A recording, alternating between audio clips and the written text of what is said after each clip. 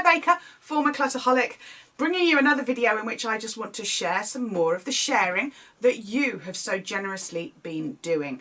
These are comments and sharing that people have done in relation to the videos that I've shared so far, and it really does make such a difference. Not only do I feel as though there are those of you out there that have the same challenges as I have right now with my weight clutter clearing journey, but also in terms of the physical clutter clearing journey. As I've said before, I think feeling alone, that you're on this journey on your own, can be a real challenge, and in fact a barrier, I would say, to actually starting, feeling that there's any hope that we can clear our clutter. So these comments really do help. So thank you, and continue to share, please, so that everybody can see that they are not alone with the comments that they read with the videos. I also have what might be some interesting research that I discovered this morning. I do my professional reading on a Tuesday morning, and I came across an article about some research that had been done that may be really interesting to you. It's certainly interesting to me, and it's to do with the weight clutter clearing journey. So I'll share that with you at the end. But first, what have people been saying in response to the videos that I've shared so far? Okay, Blue Jay. Hello, Blue Jay. Blue Jay has said, thank you for sharing, Claire. It does help to feel how we are all on the same boat in life, even if we may have different challenges at different times in different ways. Very well put. Sorry for your losses. It's part of life. Yeah, we come to terms with it, don't we? I can relate to the weight and the clutter going hand in hand, and I'm painfully trying to work my way through both of them. She also said, thank you, I think I have been going through all three of the non-working phases. This is in relation to those 4 success factors. Do you remember the circles that I put on the board where they all interlinked? So Blue Jay says, I think I've been going through all 3 phases of the non-working phases. Procrastinating by endlessly learning about decluttering, etc. Blitz is a go-go, and probably my worst problem is the constant, endless reorganisation and feeling overwhelmed. It's not surprising, because when we reorganise, we're just moving the clutter from corner to corner, room to room, pile to pile. So the volume doesn't actually change, which is why we still feel overwhelmed, because there's still the same amount there. So I then change method or area until I stress out again, and so on. I have never had any support. I think my understanding has been deepened. I do put time to it and the physical effort. I probably lack a method that works for me. So support and method are missing. Great, that's really valuable feedback, Blue Jay, because now you know what's missing. You can look for the right type of help and solution. So that's great. She also says, congratulations on your own clutter clearing journey. You're looking lovely, and those eyeglasses are very pretty. I got these actually back in May. Yes, amazing how new glasses change how you feel. Have a great anniversary lunch. That was Sunday's message. I had a lovely anniversary lunch, thank you. Really nice, scrumptious food, completely guilt-free. So thank you for sharing, Blue Jay, and very well put, sort of the key challenges there. Linda Kay. Hello, Linda. Linda has said, Claire, you look incredible. And you're wearing makeup. Actually, the only makeup I ever wear is lipstick. When my husband and I got married 10 years ago, on last Sunday, the one thing he was really worried about was me walking down the aisle caked in makeup, because I just don't do makeup. Lipstick and eyeliner is the most I ever do. So he was very relieved when he recognised me coming down the aisle in the church. But thank you for noticing. It probably helps that I wear the colours that I know complement my skin. So God bless you. I'm so happy for you. Good work. I've had to take a break from being a member of the Clutter Clearing family, and I miss you and the family. Oh, We miss everybody. We miss anybody who leaves if they haven't quite finished their journey. I haven't seen you for almost a year. You have helped me so much and I can't wait to come back. We're here, Linda, ready and waiting. The Clutter community is there 24/7.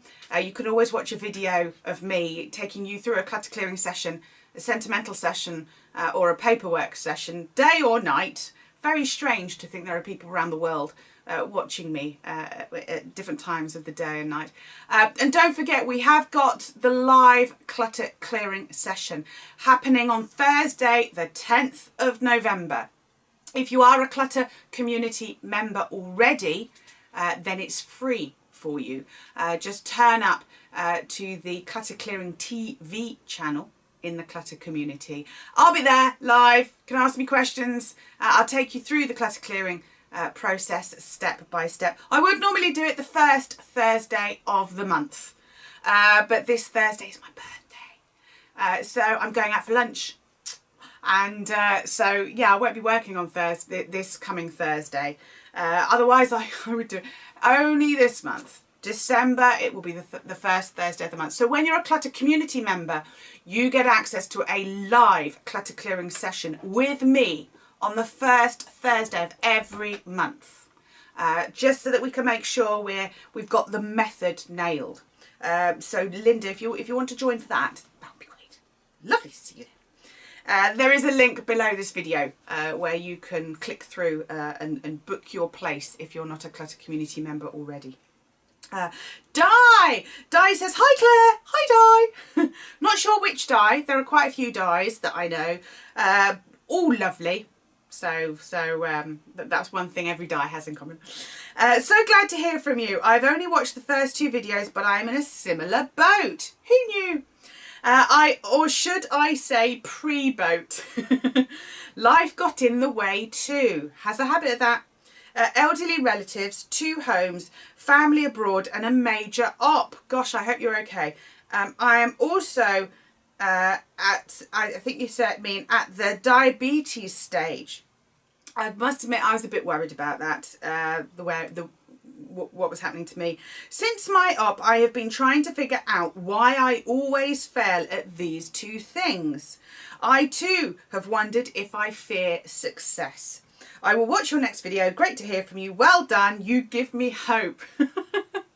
You know what? I know it's a cliche. If I can do it, anybody can do it. You just have to be in the right mindset. You have to want to do it enough. Simple as that. Then Di watched another video. Thank you. I keep wondering why I can't crack both these issues. I think I have several bits missing. That's from the 4 success factors video. And then finally she said, I'm ready for a change too. After my op, I have made a conscious decision to do something different. If I want a different result, I need to do something different. Ah, brilliant. That's Albert Einstein. So if you're realising the same thing as Albert Einstein, I think we're in a pretty good place. So that's great. Looking forward to your next video. P.S. Where do I follow your progress? Is it on your website or how? Di. It is on the website. The new website has gone live today. So if you go on clutterclearing.net, you will see across the top is a tab that says Clare's Journey. And that is where I am recording a weekly video. There'll probably be some weeks where I write an article or a diary entry instead. And I share my weight loss journey.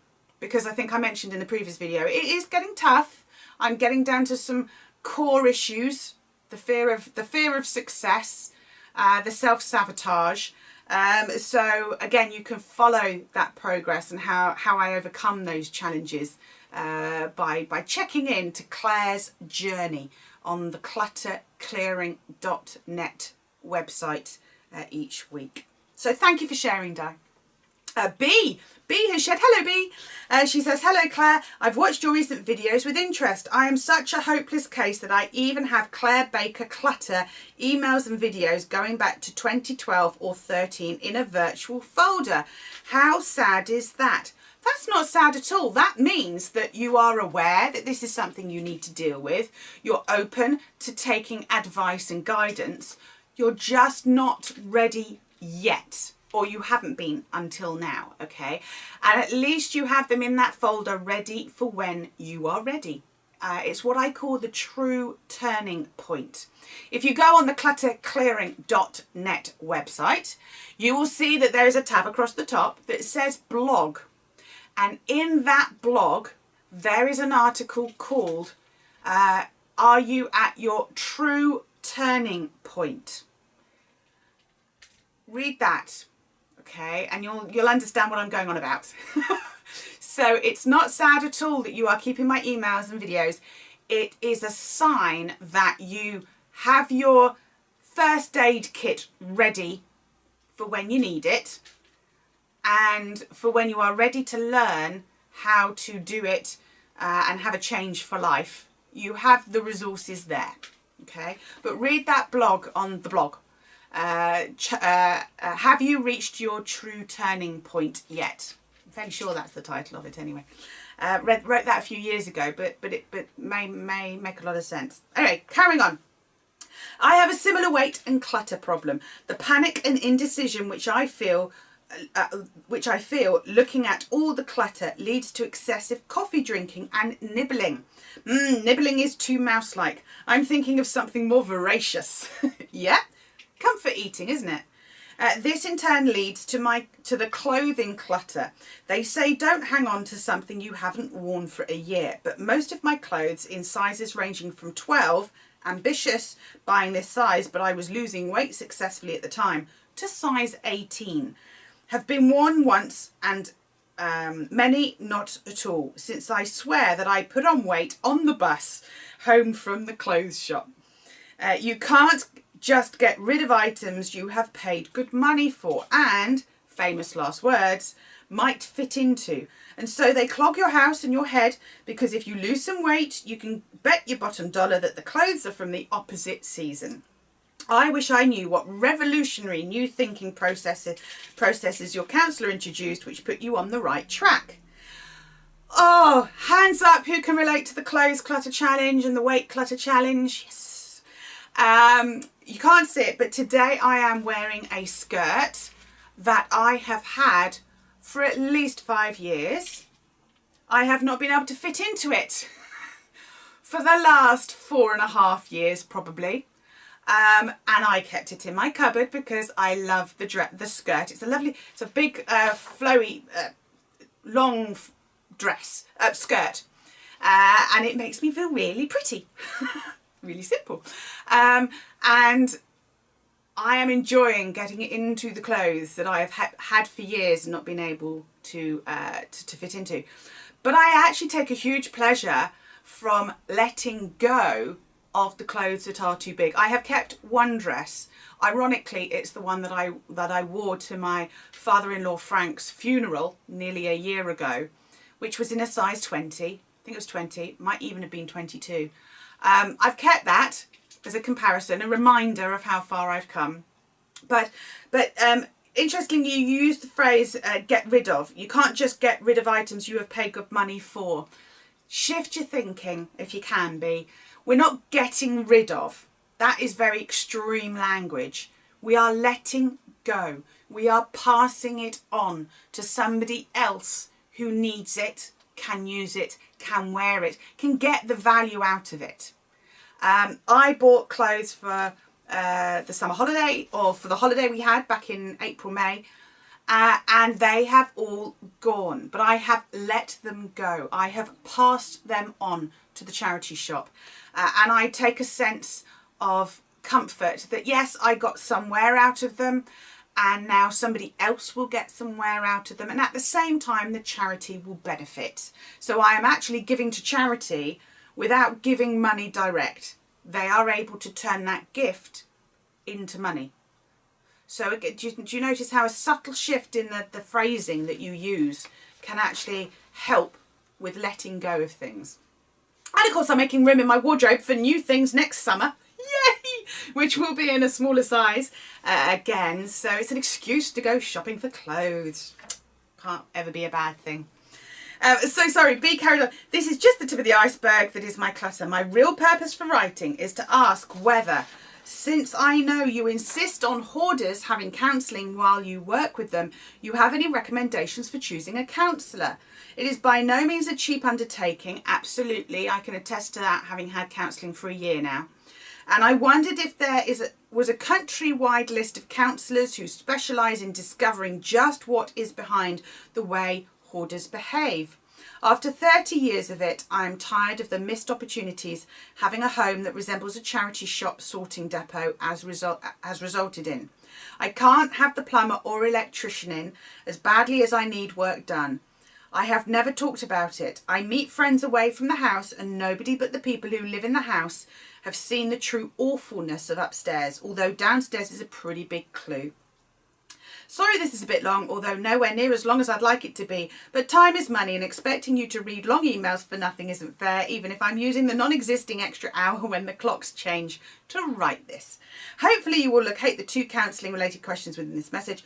I would like to thank you for the fact that you share your experience with your experiences even with people like myself who watch, but don't make that first big step towards obtaining help. B, you are taking that first big step towards obtaining help because you are letting me know and you are asking a question. And you know what? Just like with alcoholics, smokers, weight, the biggest, the hardest step, but the most significant step is asking for help. Those of you who have joined me for a clutter clearing session or worked with me privately, you will know that I have a saying. It's not the size that counts, it's the significance of the step. And B, this is a significant step. So in terms of the request, hoarders having counselling yet, do I have any recommendations for choosing a counsellor? It's such a tricky one. Even though my experience of going to the doctor wasn't necessarily a positive one with my weight clutter, hoarding is now recognised here in the worldwide actually as a health issue. So if you go to your doctor, they should be able to recommend a counsellor. Now they can provide, you can go on a waiting list. It is quite a long waiting list often, but you can go on a waiting list to be assessed for getting, I think it's 6 weeks of free counselling. Now, what you could do is, if that is offered to you, if you ask for it, remember to ask, don't just wait for it to be offered, but ask for some counselling to help deal with the mental clutter. And if you feel comfortable with that counsellor, most counsellors will allow you to continue privately beyond your free sessions. Okay. Now, if that waiting list is a bit long, because we kind of want to take advantage of this shift that has happened within you sooner rather than later. If that is not going to be until the new year, so if it's going to be 2-3 months before you get a package of counselling, then you could Google search for counsellors who specialise in hoarding or obsessive behaviour, because hoarding is classed as an obsessive behaviour.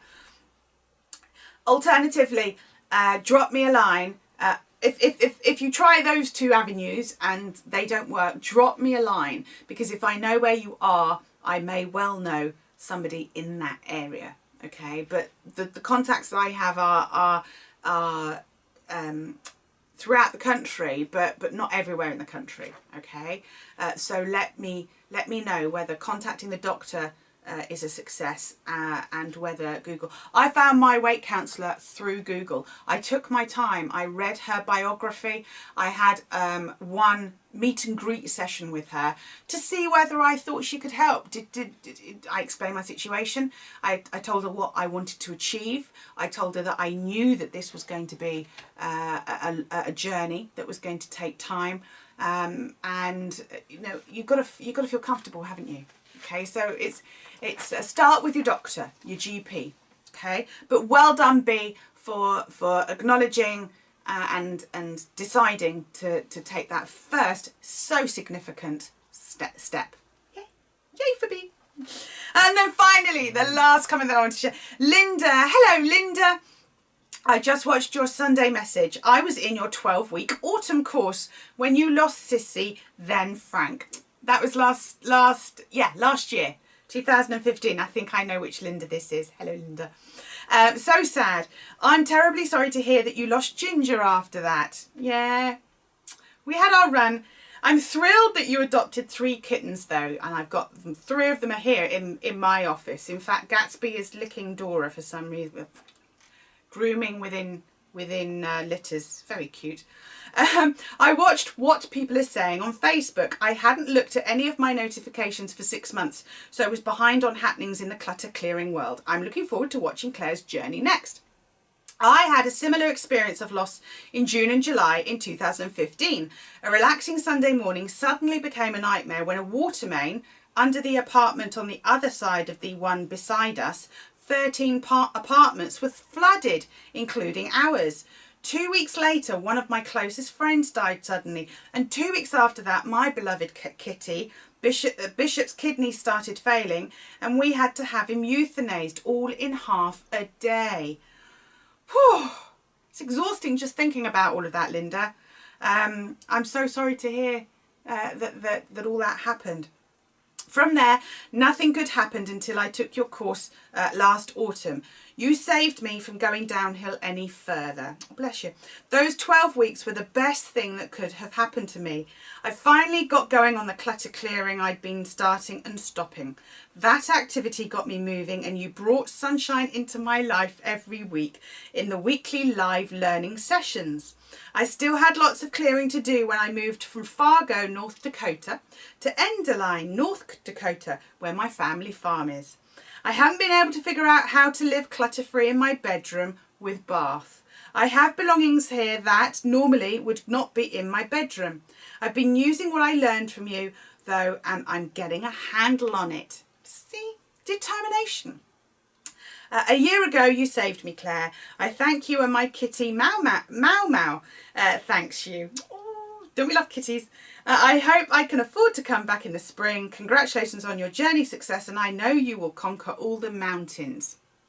And so will you, Linda, because you've conquered so many already.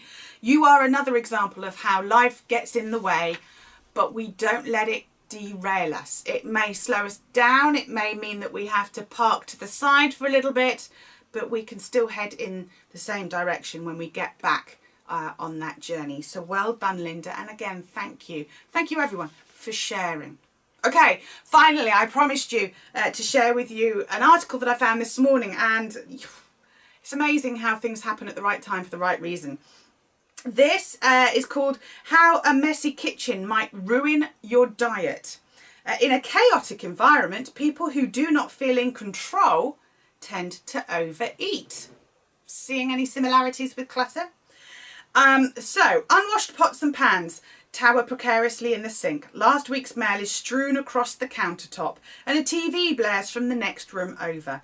According to a study published in February in Environment and Behaviour, this kind of chaotic environment can be enough to make someone overeat given a certain mindset. We knew environmental factors influence behaviour, and we knew the influence of stress on overeating in general, points out Lenny Vartanian, a psychologist at the University of New South Wales in Australia and the study's lead author. But nobody had connected those to say, here's an experience that lots of people will actually encounter. What impact does a disordered kitchen have? To answer this question, the researchers set up 2 kitchens. One was cluttered and noisy, the other tidy and quiet. Then they instructed 98 female undergraduates to complete a writing assignment while in one of the kitchens. Some of the volunteers wrote about a time they felt particularly out of control. Others wrote about a time they felt in control. They were then provided with cookies, crackers and carrots and told they could eat as much as they wanted. Among the participants who wrote about a time they felt out of control, those in the chaotic kitchen consumed twice as many calories from cookies as did those in the organised kitchen. Subjects in the messy kitchen who had thought about being in control, however, ate less than people in the other groups. The in-control mindset buffered against the negative impact of the environment, Vartanian says. He and his team hope to eventually find ways to induce that powerful feeling of control in people in the real world, where kids, busy schedules and the messy business of life can make it tough to keep the kitchen tidy.